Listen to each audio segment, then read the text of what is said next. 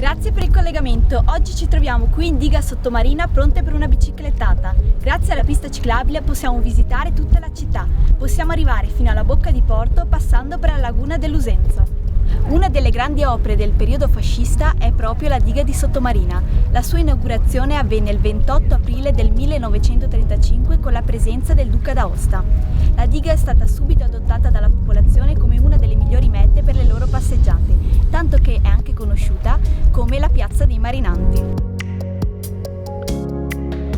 Guarda Maddalena, siamo appena arrivate nella laguna dell'Usenzo, uno dei posti più invidiabili di Chioggia. Infatti, quando le persone vogliono passare una giornata di relax fuori dal rumore del traffico, vengono qui per farsi una passeggiata oppure appunto per venire in bicicletta. Sappiamo che collega Chioggia Sottomarina ed è lunga 7 km. Ma tu lo sapevi che solitamente i chioggiotti vengono qua, si siedono su questo magnifico bordo e ammirano il tramonto e la luna rossa, perché Infatti, è uno dei posti più suggestivi del mondo. Infatti, come abbiamo detto prima, ci sono qui le coppiette, tutta la gente che viene qui per passare una serata o comunque una giornata di relax fuori dai rumori e fuori da qualsiasi tipo di inquinamento. Beh, allora dai, prossima volta ci puoi portare il moroso. Per forza! Ora ci troviamo in questo ponte che collega Sottomarina a Chioggia, infatti viene chiamato Ponte dell'Unione.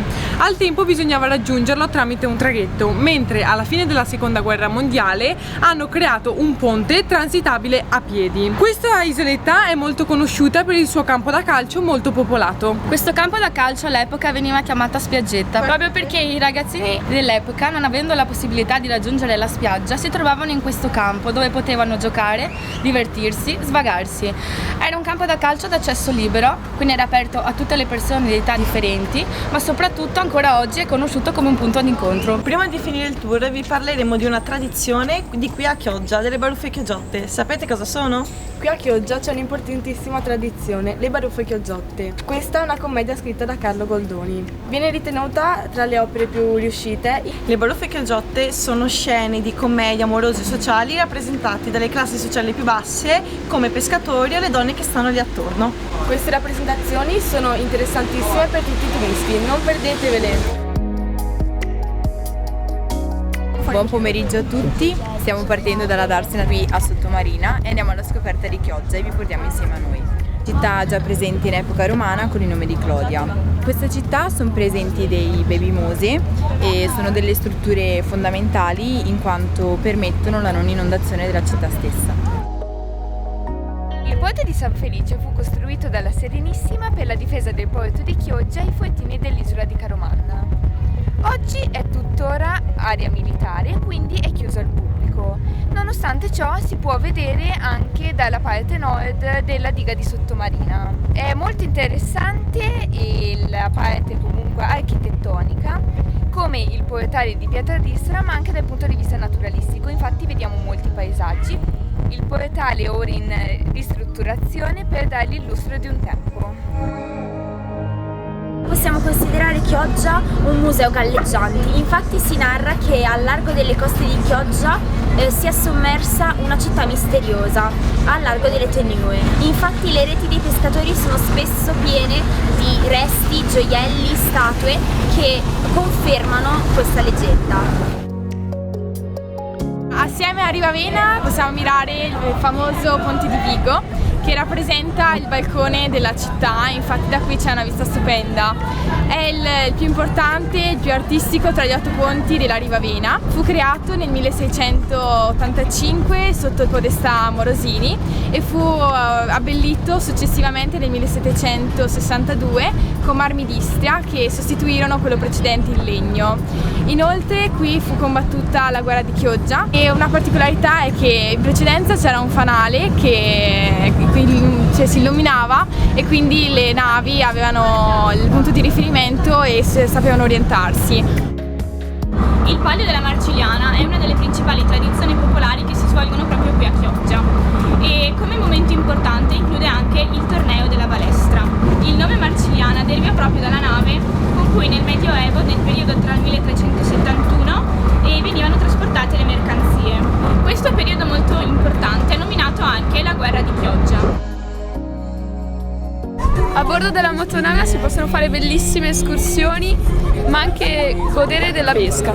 Infatti Chioggia è famosa per questo e per ciò che si può trovare dentro le sue acque. Il pesce infatti viene pescato già alle 4 della mattina per essere poi portato al mercato ittico. Il mercato tiene a disposizione posti sia per i pescivendoli locali, chiamati mognoli, sia per i non chiogiotti.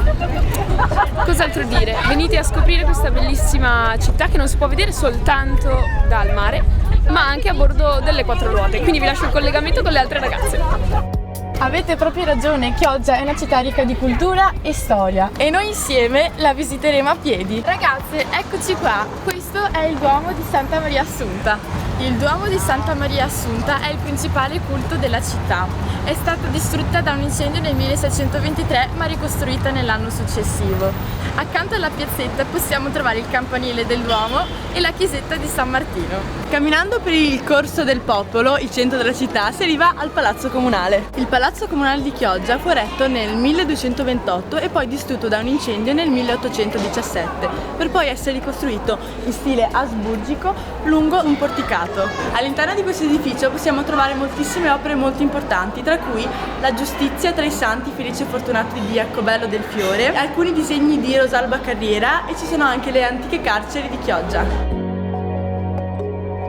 Ci troviamo qui nel centro di Chioggia, alla mia destra c'è la piazzetta Vigo e alle mie spalle c'è il Corso del Popolo. Volevo spiegarvi un po' la struttura di Chioggia. Se noi sorvolassimo dall'alto Chioggia noteremo che è formata a lisca di pesce. Le calli non sono solo semplici vie, ma sono due serie parallele che si intersecano al Corso del Popolo, che è la via di terra, e alla via di acqua, che è il Canal Vena. Questa struttura di Chioggia rende molto facile visitare la città anche i forestieri.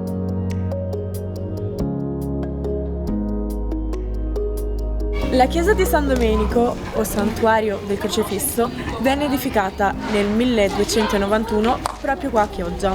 Purtroppo però durante la guerra di Chioggia, combattuta dal 1277 al 1281, venne danneggiata sia la chiesa che il campanile. Al suo interno possiamo trovare il Crocefisso. Una leggenda narra che il Crocefisso approdò proprio qui vicino, a qualche decina di metri di distanza da dove poi venne edificata la chiesa. La città di Chioggia ha da sempre un'antica tradizione legata alla pesca. Infatti questa è una pratica di fondamentale importanza per la città di Chioggia. Qui arriva il pesce fresco pescato ogni giorno. Il mercato a minuto si trova proprio nel cuore della città, tra il Canal Vena e la piazza principale. Aisha, sai che mi hai fatto proprio venire fame a parlare di pesce?